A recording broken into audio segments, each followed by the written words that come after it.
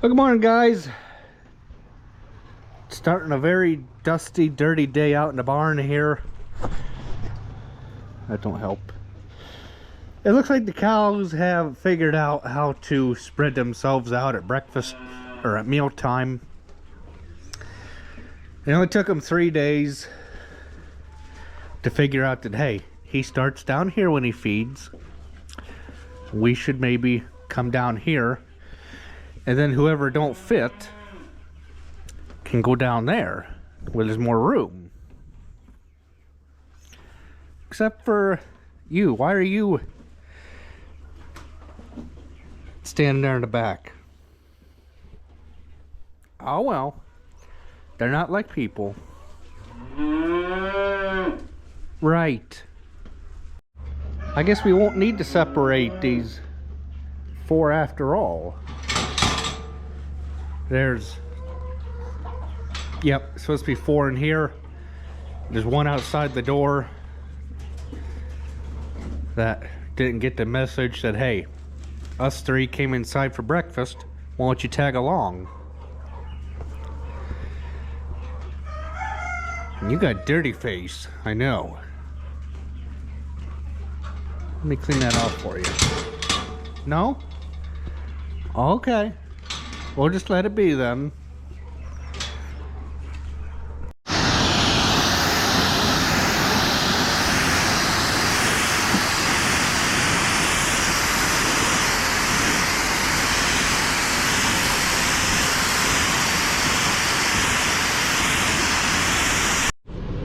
Dad up there on the lift cleaning gutters, and I'm washing a ripper. Gonna put some grease in it after you wash it.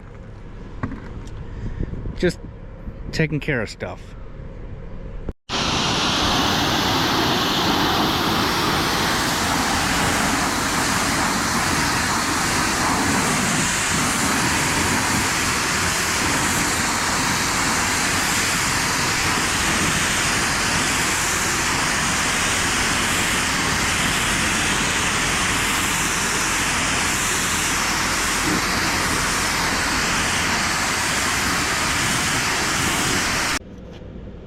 It amazes me how many people in the world hate President Trump.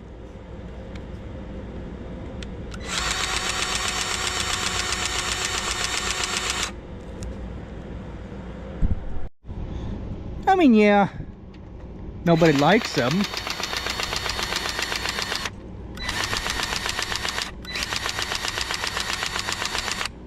But you know what? It is what it is. Just got done greasing the ripper. There's a grease fitting right here. Actually, right there it is. There's a grease fitting there. Grease fitting here. Takes grease. Grease fitting right there. That takes grease. There's a grease fitting right there. It takes grease. Okay, and that is all 4. And there's a grease fitting down here too. All 4 of these shanks have the same grease fittings whatsoever. Okay, and that's how that it is, because these are auto resetting shanks. If you hit a rock or pull up a field tile, which these things are known to do, is rip field tile out,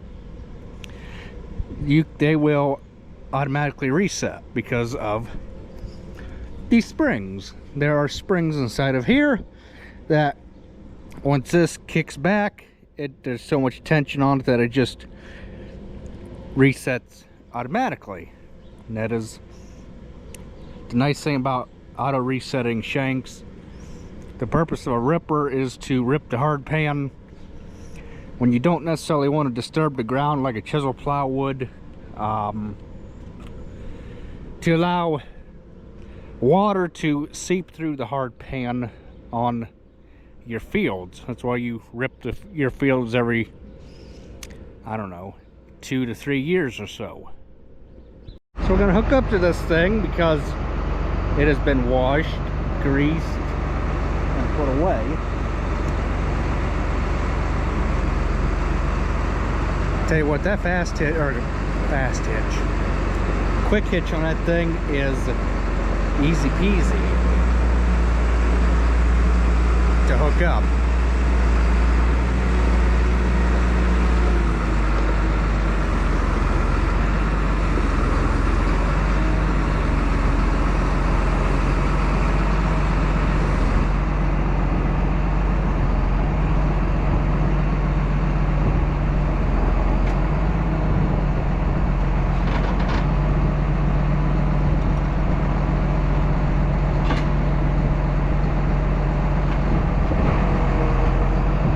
And there you have it. You're ready to go. Easy peasy. And that is the easiest thing ever. Now it's time to winterize everything. The way that is done is basically quite simple. You just make equipment with cabs so that mice can't get in them, okay? We're gonna start with this 7800. Now I could just, you know, take those paper towels there, shove them underneath the step, but that is not gonna happen because we need to make this so that mice can't get in here and tear the wires apart and do harm to these very expensive tractor cabs, okay? Well, fiddle fingers you. It's quite upsetting when you pay $80, $90, $100,000, $200,000 or so for a piece of equipment that has mice infestivities all over it, and then you have to pay John Deere to come out and rewire your cab because you neglected to take out all the paper products. But that's just how things go. I almost could leave this brand new roll in here because, well, I don't think the mice will get a hold of a brand new roll, but then again, you never know, okay? What is down here? Just an air vent and some other stuff. I don't know about the combine. Well, I do. It's just, it's a field day for a mouse, okay? It is. Is it, can you make it 100% mouse free? No, you can't, okay? And what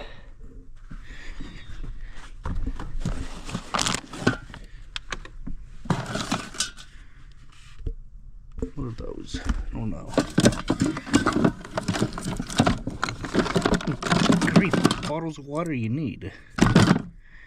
I think I got all the plastic stuff out of here.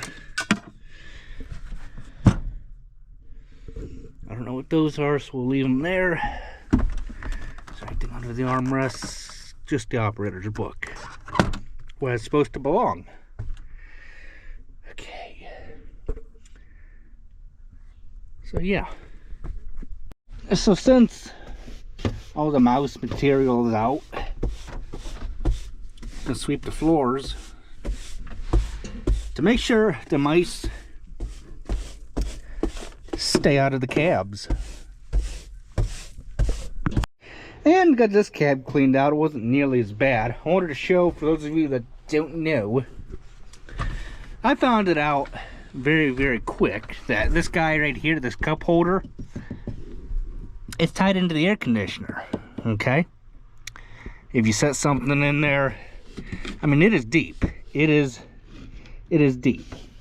You set something in there like a bottle of water, it will keep it cold because the air conditioner circulates around it, and it will, the cold air will circulate around your cold beverage.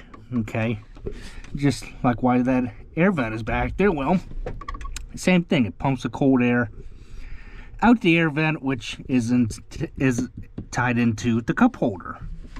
I like that. I do. Not so sure what that air vent there is for, but I don't know. The gutters have all been cleaned out. Now it's time to see if that vacuum will stay running. Oh poo. I hope that don't look like rain over there, but it sure does the way the sky is.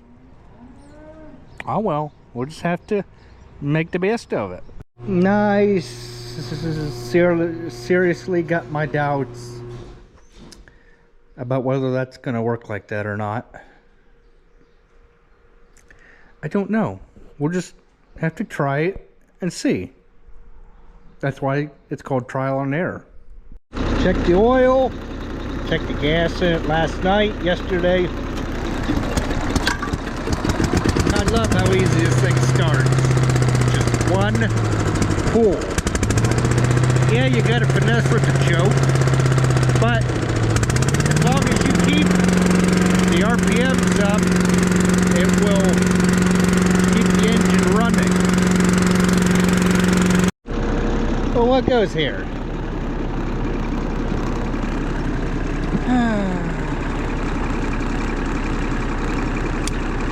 Probably more safety garbage.